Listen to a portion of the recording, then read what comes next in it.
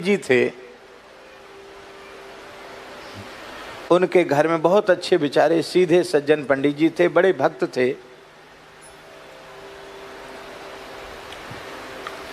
एक बड़े अच्छे महापुरुष थे श्री भगवान दास जी महाराज व्यास जी पुजारी, वो सुनाते थे इस घटना।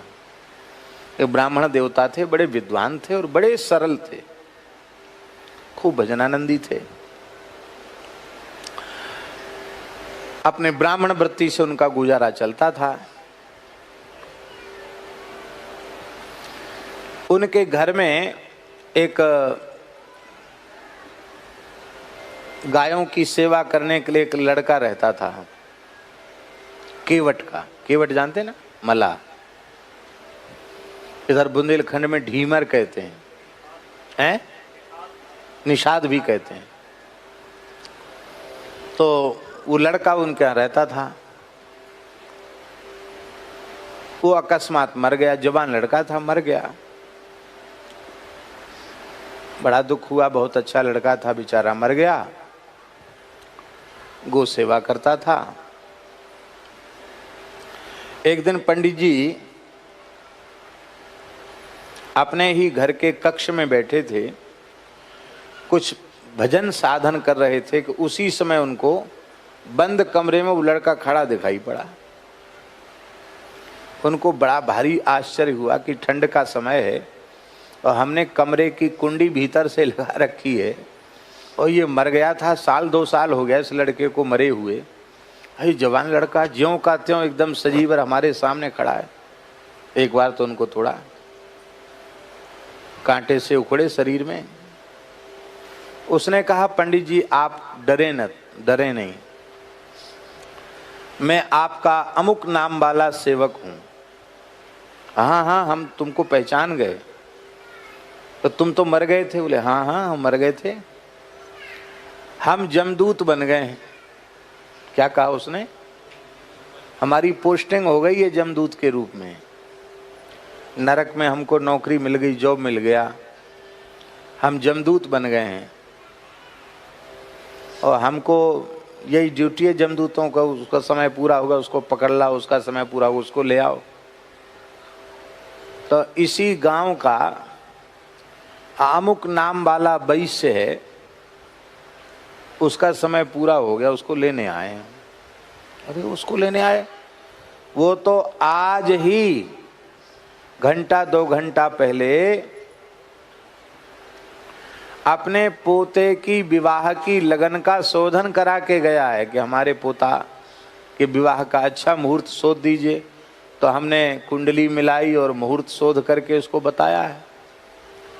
बोले आपके मुहूर्त बताने से क्या है, उसका मुहूर्त तो जाने का आ गया। तो बोले वो तो बिल्कुल एकदम स्वस्थ है, कैसे जाएगा? तो उसने कहा जाएगा कैसे, बहाना होता है मौत का, ये हो गया इसलिए मर गए। मौत तो बहाना खोजती है। बस उसके पेट में दर्द होगा और बस चिल्लाएगा कि हाय पेट में दर्द उठा, बस उसी में खत्म हो जाएगा। अच्छा भैया तुमने तो बड़ी विचित्र बात बताई, और कुछ बताओ। नहीं, अब 1 मिनट नहीं रुक सकते, क्यों? उसका समय पूरा हो रहा है। जाते जाते पंडित जी ने कहा कि तुमसे बात करके बहुत संतोषित, तुम्हारी बात सच्ची हो गई तो हम जरूर कुछ ना कुछ विचार करेंगे फिर। पर एक बात है, तुम जैसे भी समय मिले तो हमको बीच बीच में दर्शन देते रहना। अच्छा पंडित जी, जय सियाराम। गया। थोड़ी ही देर, मोहल्ले की ही बात थी, थोड़ी देर में मोहल्ले में से रोने गाने की आवाज आई। क्या हुआ क्या हुआ? अरे बोले हुआ क्या, शेठ जी अच्छे भले थे, ब्यारू भी कर लिए थे और बस पता नहीं क्या हो गया, पेट में इतनी जोर का दर्द हुआ कि बस तड़पते तड़पते दम तोड़ दिया। डॉक्टर वैद्य आमे उसके पहले ही तो चले गए, ठंडे हो गए, शांत हो गए। और उनको लगा कि हाँ बात तो एकदम सही, कोई कल्पना नहीं थी, एकदम बात सही निकली। तो अब वो जमदूत जो मर गया था ना, लड़का जमदूत बन गया था, वो कभी कभी पंडित जी के पास आ जाता था। थोड़ा सा समय होता तो आ जाता, 1-2 मिनट 3 मिनट के लिए आता, अब चला जाता। तो एक दिन पंडित जी ने पूछा कि भैया एक बात तो बताओ, तुम्हारे नरक के कानून क्या? रे बोले महाराज बहुत लंबी चौड़ी कथा है, आप थोड़ी देर में उसको बताया नहीं जा सकता और हमको फुर्सत नहीं है और थोड़ी देर में बात, थोड़ी देर की बात है नहीं। अच्छा एक बात तो बताओ, तुम जमदूत कैसे बन गए? तो हंसा, बोले अच्छा आज एक बात बता देते हैं तुमको, जमदूत कौन बनता है?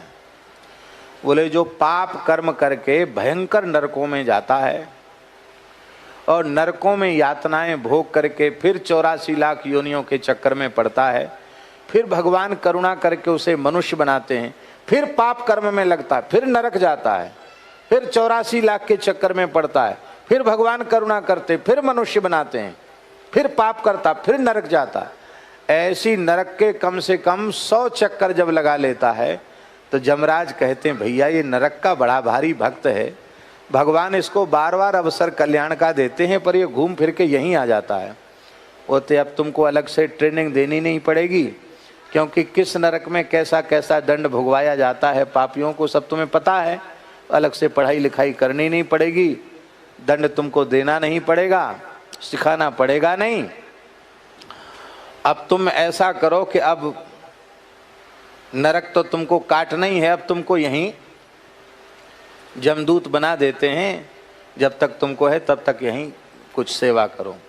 जैसे बहुत लंबे जो कैदी होते हैं, पुराने कैदी, उनको कोई न कोई काम दे दिया जाता है जेल में कि भाई अब तुम ये काम करो, ये विभाग संभालो, वो यही व्यवस्था है। तो बोले हमारा ये 100वां जन्म था नरक का, नरक जाने का, इसलिए हमको जमदूत बना दिया गया। पंडित जी बोले अच्छा ठीक है, फिर जल्दी आना कभी। बोले हाँ फिर आएंगे। फिर क्षेत्र में कोई काम हुआ, फिर आया वो। तो ऐसी सत्संग होता था उस जमदूत के साथ।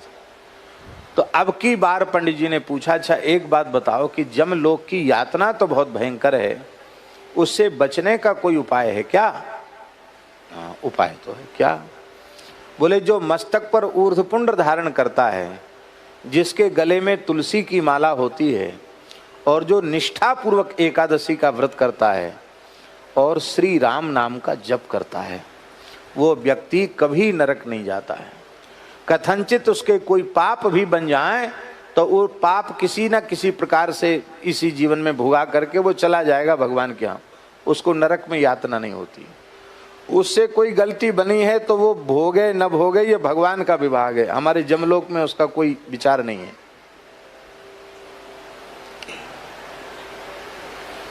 पंडित जी बोले भाई बात तो तुम्हारी बहुत अच्छी है, अब हम यही प्रचार करेंगे, हम स्वयं भी तिलक कंठी धारण करेंगे, प्रचार करेंगे,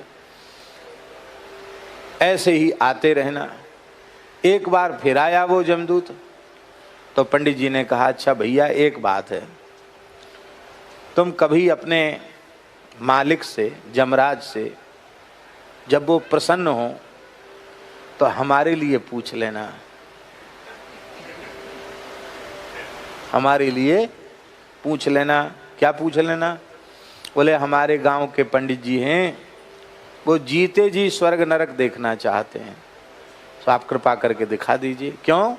क्योंकि पोथी पत्रा की बातों पर लोग विश्वास नहीं करते, और जीते जी नरक देख के आऊँगा जब मैं, तो यहाँ आकर आँखों देखा हाल सुनाऊँगा। जो विश्वास करेंगे वो करेंगे, नहीं करेंगे वो नहीं करेंगे, लेकिन इससे लोगों को लाभ बहुत हो जाएगा। जमदूत ने कहा कि काम तो बहुत कठिन है, क्योंकि बिना मरे स्वर्ग नरक नहीं दिखता, पर चलो आप कह रहे हैं तो हम करेंगे प्रयास। एक दिन की बात है कि जमराज उस जमदूत पर बड़े खुश हो गए। बोले तुम्हारा काम बहुत अच्छा है, एकदम कर्तव्य परायण हो, समय के पाबंद हो, तुम्हारे आज्ञा पालन में कहीं कोई कसर नहीं, हम खुश हैं। कुछ चाहिए तुमको तो मांग लो। हाँ महाराज जरूर चाहिए, हमारे गांव के पंडित जी हैं, वो जीते जी स्वर्ग नरक देखना चाहते हैं, सो कृपा करके आप दिखा दीजिए। जमराज बहुत जोर से हंसे। बोले किस लिए? इसलिए वो आंखों देखा हाल सुनाएंगे तो लोग कम से कम सावधान हो जाएंगे। यमराज हंस कर के बोले कि उनको लोग पागल ही समझेंगे, यहाँ से जाने के बाद या तो वो पागल हो जाएंगे और नहीं हो जाएंगे तो उनकी बातों को लोग पागलपन की बातें ही समझेंगे। ये भगवान की प्रचंड माया है। कष्ट भोग कर भी जीव सब कुछ त्याग कर भगवान के शरणागत नहीं हो पाता। लेकिन चलो, हमने तुमसे प्रसन्न होकर कहा कि कुछ मांग लो, और तुमने मांगा तो जरूर, दुर्लभ चीज तो है पर मिलेगी। क्या बोले? आज तुमको मृतात्माओं को लाने की सेवा नहीं है, ये तुम हो और तुम्हारे 2-3 साथी और हैं, चले जाओ। पंडित जी को सोते हुए ही उनके तखत के सहित, चौकी के सहित यहाँ उपस्थित कर दो, कटिया सहित। सोते हुए रात को पंडित जी को जमदूत उठा लाए। वो भयंकर नरक का दृश्य उन्होंने देखा तो एकदम रोंगटे खड़े हो गए। जमराज से राम राम श्याम श्याम हुई, आओ पंडित जी बड़े भले आए। जमदूतों को लगा दिया, इनको दिखाओ, सब जगह घुमाओ, और घूमने लगे। अब तो बोले महाराज हम तो पागल हो जाएंगे यहाँ के कष्ट देखते हुए। मुदगरों से कूटा जा रहा है, मलमूत्र के कुंड में डुबाया जा रहा है, तेल के कड़ाह बड़े बड़े हैं, उनमें जैसे पकौड़ी बनती है ऐसे पकाया जा रहा है, खौलाया जा रहा है, टुकड़े टुकड़े शरीर के की जा, फिर भी व्यक्ति मरता नहीं, क्योंकि वो भोग शरीर है। कष्ट ऐसा ही होगा पर वो भोगने का है। तामे जैसे भयंकर गरम हजारों योजन की भूमि में, तपती हुई भूमि में दौड़ाया जाता है, जहाँ अलग अलग नरकों की अलग अलग व्यवस्था देखकर पंडित जी घबरा गए। उन्होंने कहा भैया एक बात तो बताओ, अब तो कुछ ऐसा ही करना कि इस जगह आना ना पड़े। आना तो आपको पड़ेगा। क्यों? बोले जो किसी का धन मार लेता है, हिसाब किताब कुछ बकाया छोड़ देता है, उसको भी चुकाने के लिए यहां आना पड़ता है। पंडित जी बोले हमने तो किसी का धन मारा नहीं। बोले हाँ तुमने मारा, तुम्हारे गांव का चर्मकार है, उससे तुमने जूती बनवाई थी और 2 पैसा बकाया रह गए थे उसके, लेकिन उसके मांगने पर भी तुमने नहीं दिए। उसकी ईमानदारी के 2 पैसा बनते थे। अरे क्या भगत हो तुम, तो हमारे गांव के ही हो, अरे ब्राह्मणों की सेवा करनी चाहिए। तुमने लोभवश उसके 2 पैसे मार लिए, वो 2 पैसे मार लिए, उसके लिए तुमको यहाँ आना पड़ेगा। अरे बोले भैया वो यहीं रह रहा। बोले हाँ वो तो यहीं रह रहा है, नरक में ही कष्ट भोग रहा वो, हमको उसी के पास ले चलो, हिसाब किताब यहीं चुकती हो जाए तो अच्छा है। वहां पहुंचे, उसने कहा पंडित जी यहाँ भारतीय मुद्राओं का लेन देन चलता नहीं है और तुम कुछ लेके भी नहीं आए और यहाँ चलता भी नहीं है, यहाँ तो आना ही पड़ेगा तुमको। तो भैया तुम अपना हिसाब किताब यहीं चुकती कर लो। कैसे?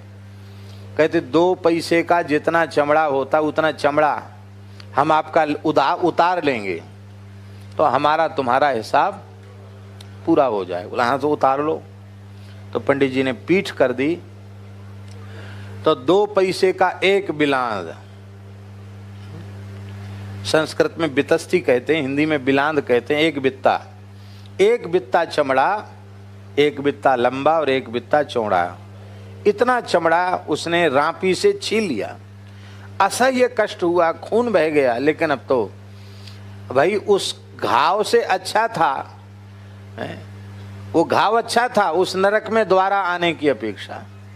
बोले अब हमारा मन भर गया, भगो यहाँ से, चलो अब नरक नहीं देखना। बोले अभी तो बहुत बाकी, 28 प्रकार के नरक हैं। बोले सब देख लिए, हमारा हिसाब किताब चुकती हो गया, अब तो हमको स्वर्ग ले चलो, क्योंकि स्वर्ग भी देखना है।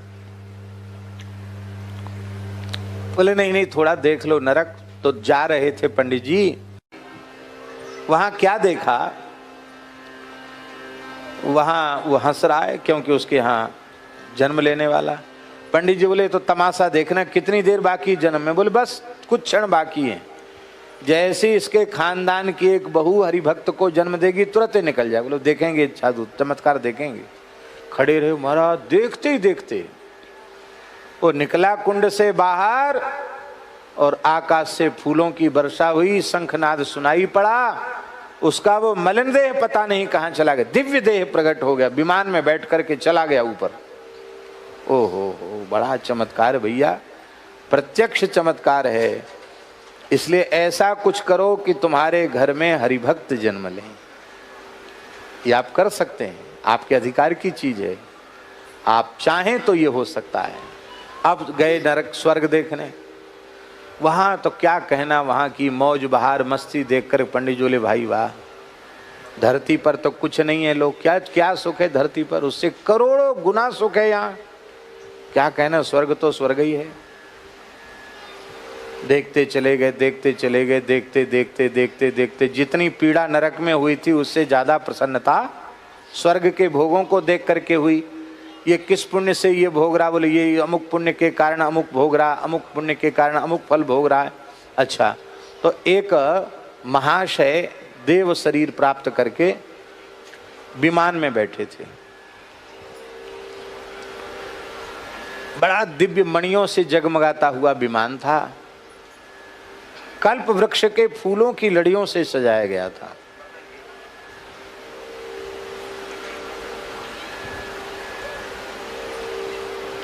मखमली कोमल गद्दा, तकिया लगे हुए थे और बढ़िया आनंद से बैठा था। दिव्य चंदन का अंगराग शरीर में हो रहा था, सुगंध निकल रही थी शरीर से। माला पहने था, फूल की कमल की माला सुंदर पहने था और बड़े सुंदर घुंघराले उसके केस थे और अप्सराएं उसकी सेवा कर रही थी और कुछ अप्सराएं नाच रही थी सामने और संगीत चल रहा था, स्वर्ग का दिव्य संगीत। और गंधर्व गा रहे थे, उसकी बड़ी जय जयकार हो रही थी और वो बार बार बेहोश होके गिर रहा था। आपने उस विमान में ही बार बार बेहोश हो जाता था, लुढ़क मुढ़क हो जाता था। वो अप्सराएं उसको उठाती थी, पंखा झलती थी, थोड़ी पानी का किंचा मुख पर देती थी और बड़े प्रेम से उसका आलिंगन करती थी। फिर वो देखता एक बार फिर बेहोश हो जाता। तो पंडित जी ने कहा कि कोई बीमारी लग गई है इसको, इतनी सुख सुविधा मिली है, इतनी व्यवस्था मिली है, इतनी जय जयकार हो रही, इतनी कीर्ति इसकी गाई जा रही है, इतनी सुंदरी अप्सराएं सेवा में लगी, ये बेहोश क्यों होता है?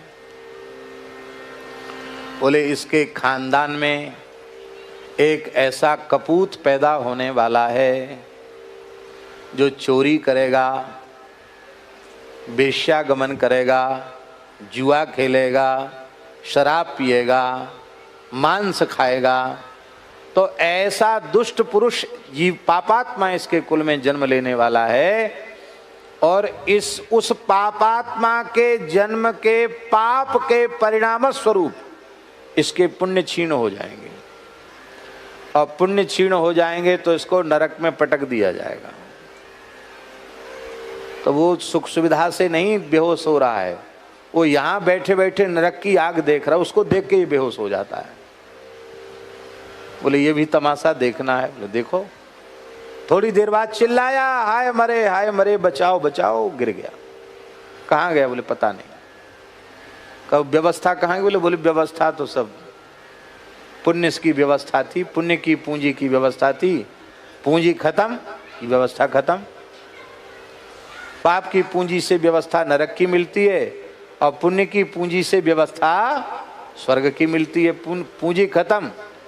अरे होटल में कब तक रहोगे? जब तक का किराया दे चुके हो उतनी देर रहोगे। किराया वसूलने के बाद फिर 1 मिनट आपको रहने नहीं दिया जाएगा और कहीं रह गए तो फिर आप रहो चाहे पूरे दिन नहीं, पर फिर कट जाएगा पूरा। ये बड़ी विचित्र स्थिति है। अब उनकी समझ में आ गया कि ये स्वर्ग में जो भोग मिल रहे हैं ये भी धोखा ही है। अब एक प्रश्न आपके मन में उठ सकता है कि भाई पापी मनुष्य पैदा हुआ, उसमें उस बेचारे का क्या दोष है? उसका क्या दोष है? उसके पाप का परिणाम उसे क्यों भोगना पड़ेगा? उसने तो किया नहीं वो पाप, उसको वो परिणाम क्यों भोगना पड़ेगा? उसको वो परिणाम इसलिए भोगना पड़ेगा कि स्वर्ग में चले आने के बाद भी अपने कुल खानदान की ममता आसक्ति मिटी नहीं है, और जब तक आसक्ति रहेगी जिसके प्रति, उसके किए हुए सुख दुख को तो भोगना पड़ेगा। आपकी जिसके प्रति भी आसक्ति है, उसके दुख में आपको दुखी होना पड़ता है कि नहीं? आपको उसके सुख में सुखी भी होना पड़ता है और आपको उसके दुख में दुखी भी होना पड़ता है। इसलिए जब तक आसक्ति है तब तक स्वर्ग नरक भोगना ही पड़ेगा, सुख दुख भोगना ही पड़ेगा। इसीलिए तो महात्मा कहते हैं अनासक्त होकर संसार में भोगो। कैसे? पद्म पत्र मिवाम भसा, गीता में कहते हैं। कैसे? बोले पद्म पत्र मिवाम भसा। कल आप लाए थे ना, आप लेके आए थे कमल का पत्ता। कौन लेके आया था? ये लेके आए थे प्रवीण जी। बोले ये पानी से धो रहे थे, उस पर पानी तो टिकता ही नहीं। पुरैन जो पत्ता होता है उस पर पानी टिकता है? पानी डालो लुढ़क पुढ़क चला जाएगा। ऐसे ही संसार में अनासक्त भाव से रहो। तुलसी ममता राम सो, समता सब संसार, राग न रोष न दोष दुख, दास भये भव पार। राग न रोष न दोष दुख, दास भये भव पार।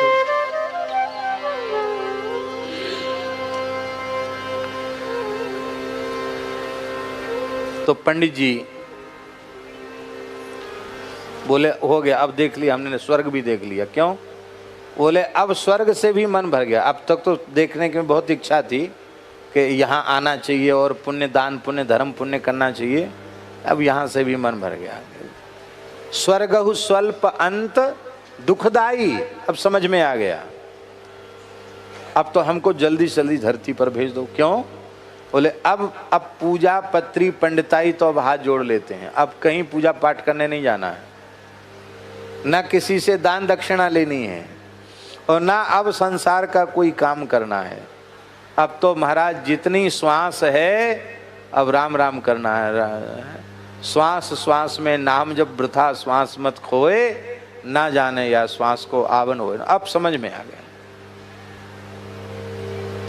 बोले अब सुनाओगे लोगों को? बोले अब तो क्या सुनाएंगे, क्यों विश्वास लोग करेंगे नहीं, समय हमारा खराब चला जाएगा।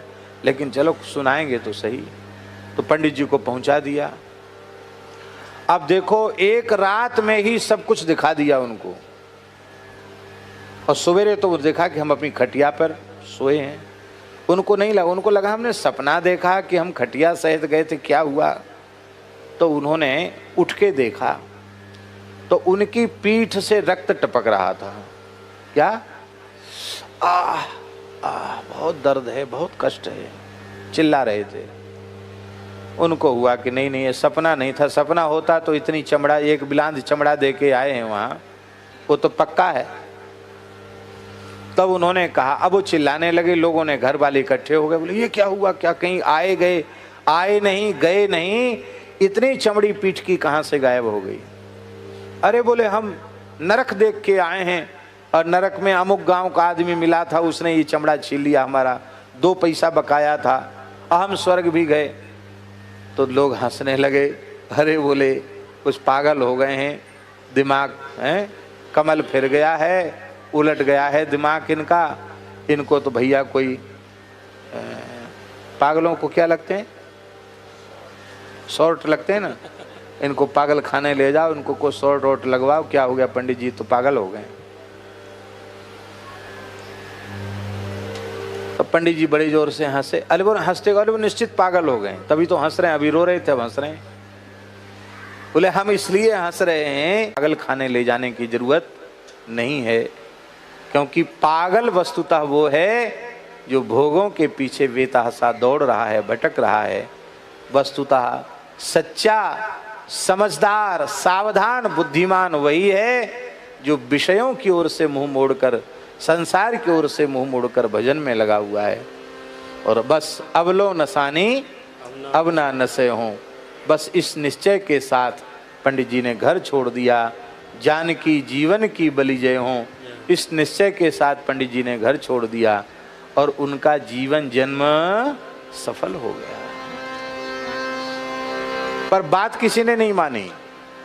आज भी यही बात है कि इतनी बढ़िया बढ़िया बातें सुनने के बाद भी मानने वाले बहुत थोड़े से हैं, और जो मान जाएंगे उनका दुख नष्ट हो जाएगा, इसमें कोई संदेह नहीं है।